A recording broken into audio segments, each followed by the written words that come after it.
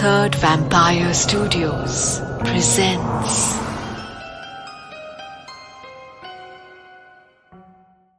मुंबई के Agastya engineering works में सभी एम्प्लॉयज WFH यानी वर्क फ्रॉम होम कर रहे थे। क्योंकि वो एक इंजीनियरिंग कंपनी थी और गवर्नमेंट ने उनके वर्कर्स को पेंडेमिक के दौरान फैक्ट्री में जाने से मना कर दिया था, इसीलिए पूरा काम ठप पड़ा था।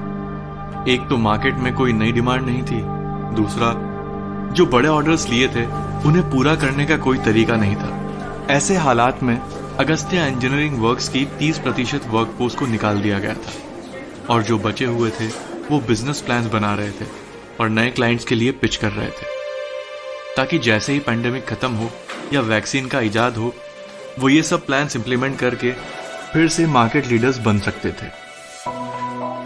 आखिर में वो दिन आ गया जब वैक्सीन का इजाद हुआ और मुंबई के सभी नागरिकों को वैक्सीन मिल गई।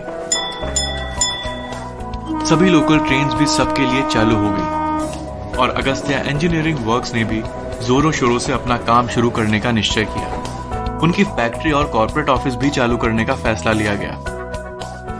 पहले दिन सभी सीनियर ऑफिसर्स ऑफिस आए ताकि वो स्टाफ का हौसला बढ़ा सकें और सभी साथ मिलकर नए जोश से काम की शुरुआत फिर से कर सकें।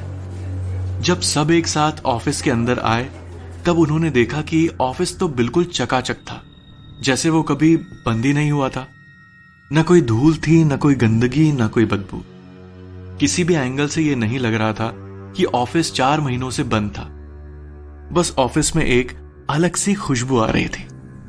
ये देखकर सभी लोग आश्चर्यचकित रह गए, क्योंकि न सिर्फ ये ऑफिस बल्कि पूरी बिल्डिंग बंद थी। जब कुछ एम्प्लॉयज ने बगल वाले ऑफिस में झांका तो उन्होंने देखा कि वो पूरा ऑफिस धूल मिट्टी से भरा हुआ है और वहां से बासी हवा की बू आ रही थी। तो फिर इस ऑफिस का इतना साफ सुथरा होने का क्या रास्ता?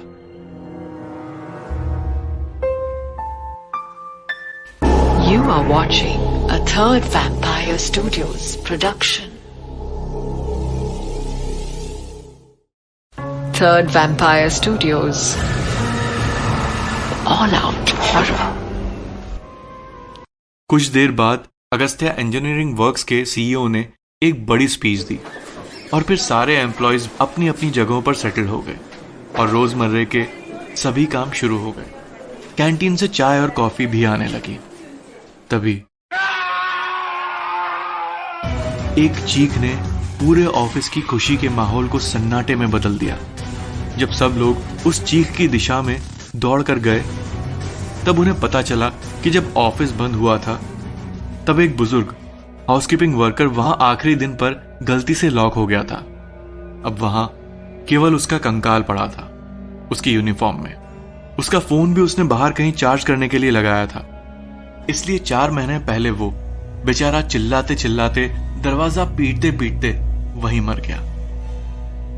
पूरे हाउसकीपिंग स्टाफ में वो सबसे अच्छा मेंबर था, इसलिए उसके मरने के बाद भी उसकी आत्मा को यह मंजूर नहीं था कि ऑफिस में किसी भी टेबल पर या किसी भी कोने में कहीं पर भी धूल या गंदगी हो। मरने के बाद भी वो अपना काम पूरी शिद्दत से करता था। उसका नाम श्रीकांत मोरे था और उसने करीब 7 साल पहले अपना पूरा परिवार एक बस एक्सीडेंट में खो दिया था। सिर्फ वही बचा था, इसलिए पूरे पेंडेमिक में कोई भी उसके बारे में पूछने नहीं आया। मुंबई जैसे शहर में भीड़ तो है, पर अपनापन कई बार दूर दूर तक नहीं दिखता। खैर, अगस्त्या इंजीनियरिंग वर्क्स के CEO ने श्रीकांत मोरे के शरीर को अदब से स्मशान भूमि ले जाकर उसका क्रियाक्रम करवाया। उस दिन के बाद वो ऑफिस एक साधारण ऑफिस की तरह चलने लगा। For more delicious horror bites, hit like and subscribe to our YouTube channel. You will, won't you?